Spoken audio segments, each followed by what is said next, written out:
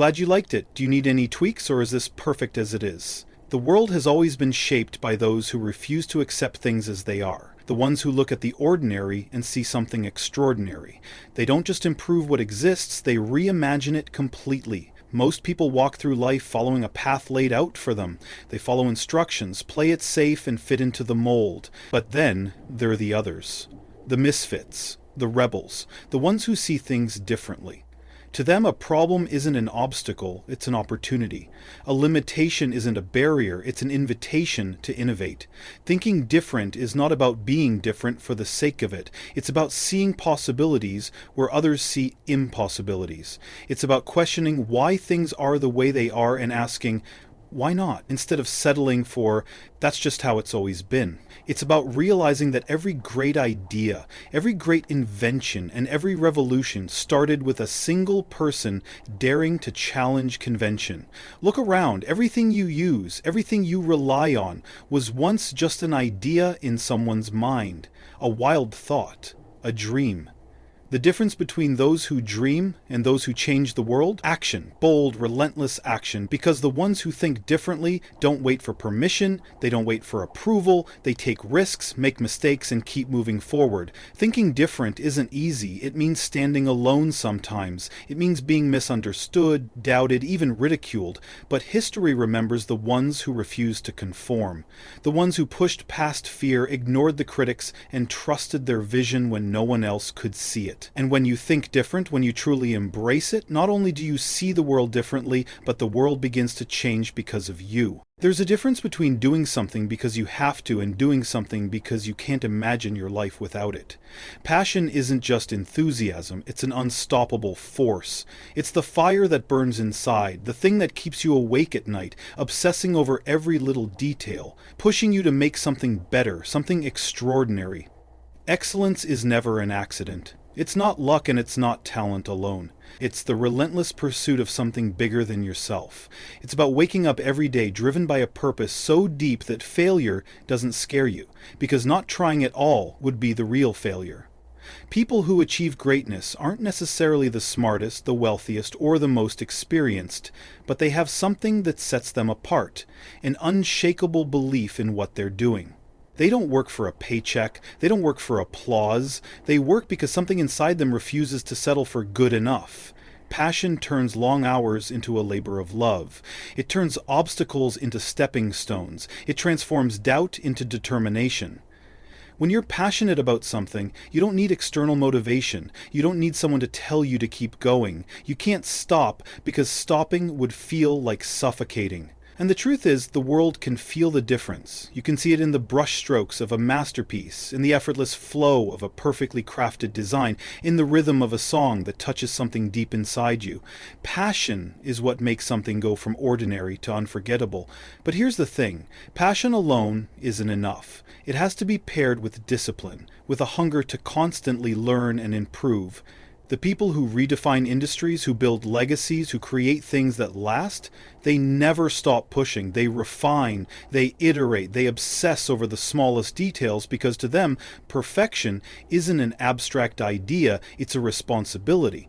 The best work in the world, the kind that moves people, that inspires change, that stands the test of time, has never been made by someone who is just doing their job. It's made by the ones who pour their soul into their craft, the ones who would do it even if no one was watching, the ones who refuse to settle for anything less than extraordinary. Because when passion fuels excellence, the impossible becomes inevitable.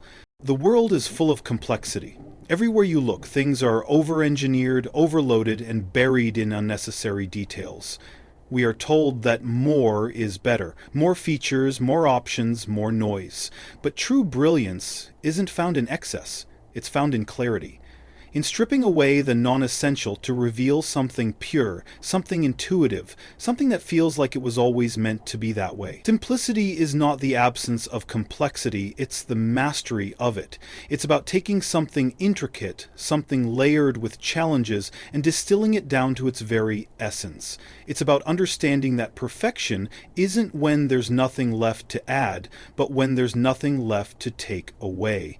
But simplicity is hard. It demands relentless refinement. It requires saying no to good ideas so that great ideas can shine. It's easy to add more, it's far more difficult to subtract without losing meaning, without losing soul. Yet the most timeless designs, the most elegant solutions, the most revolutionary ideas, they all share one thing: they feel effortless.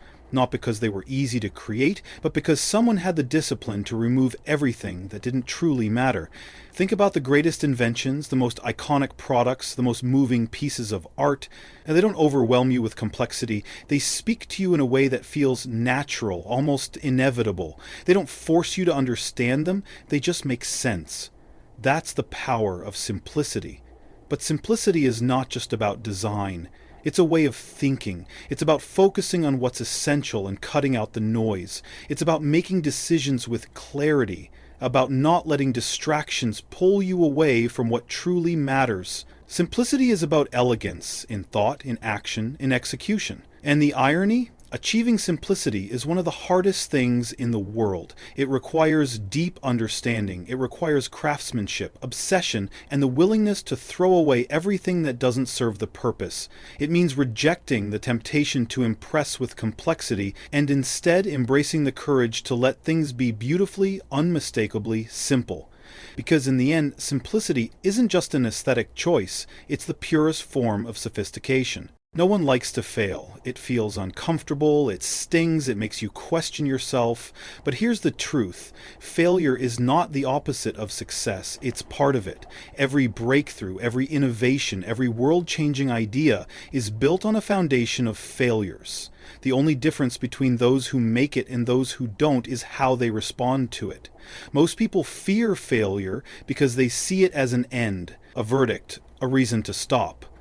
But the ones who change the world, they see it differently. To them, failure is information, it's feedback. It's a lesson wrapped in disguise, pushing them to try again, to refine, to iterate, to improve. It's a stepping stone, a necessary part of the journey towards something greater. Look at anyone who has ever built something extraordinary. Behind their success, you will find a trail of failures. Some small, some massive, some that made them question everything, but they kept going. They used every misstep as a learning experience, every rejection as fuel, every setback as motivation, because they understood that failure is not a signal to quit. It's a sign that they're pushing boundaries, exploring the unknown, daring to do what hasn't been done before. The people who never fail are the ones who never try. They stay in their comfort zones, avoiding risk, avoiding uncertainty. But in doing so, they also avoid growth. They avoid the possibility of something greater, real progress, real impact, real success. It only comes to those who are willing to fail and fail often, not carelessly but intentionally, because every failure, when examined and understood, carries the seed of the next big idea. The path to mastery is paved with mistakes. The first version is never perfect, the second isn't either, but each failure sharpens your instincts, strengthens your resilience, and forces you to refine your vision. It teaches you what doesn't work so you can move closer to what does. Failure tests you. It asks, how badly do you want this? And only those who are willing to push through, who refuse to let failure define them, who get up one more time than they fall, those are the ones who ultimately succeed. So embrace it, expect it, learn from it, because every failure is not a stop sign, it's a stepping stone to something far greater than you can imagine. There's a fundamental difference between chasing trends and creating something truly meaningful. Too many companies, too many creators spend their time analyzing market data, watching competitors, and following industry patterns. They obsess over what's selling, what's popular, what's gaining traction. And in doing so, they miss the most important question of all. What do people actually need? Great products, revolutionary ideas, and lasting innovations don't come from market research reports. They come from a deep understanding of people, their struggles, their frustrations, their desires, even the things they don't yet realize they want. The market tells you what exists. Customers tell you what's missing. Think about the products you love, the ones you can't imagine living without. Were they built because of a survey, a focus group, a spreadsheet full of analytics? No. They were built by someone who understood what you needed before you did. Someone who cared more about solving a real problem than chasing the next big thing. Creating for the customer means starting with empathy. It means stepping into their world, feeling their pain points, and designing something that makes their life better.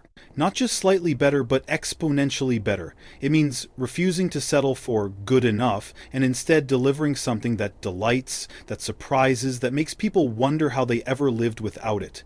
But here's the challenge. Customers can't always tell you what they want. If you ask them, they'll describe what they already know. They'll ask for small improvements, incremental changes, tiny upgrades to the things they're familiar with. But the ones who create something revolutionary, they don't just listen to what customers say. They listen beyond that. They anticipate, they imagine, they build what people will want next, even if those people don't realize it yet. And this is where so many get it wrong. They focus on the market, they follow the trends, they try to outcompete, outprice, outmaneuver others in their industry. But the truth is, if you're focused on the competition, you're already behind. The best work isn't created in reaction to the market, it's created with a vision so strong that the market eventually follows.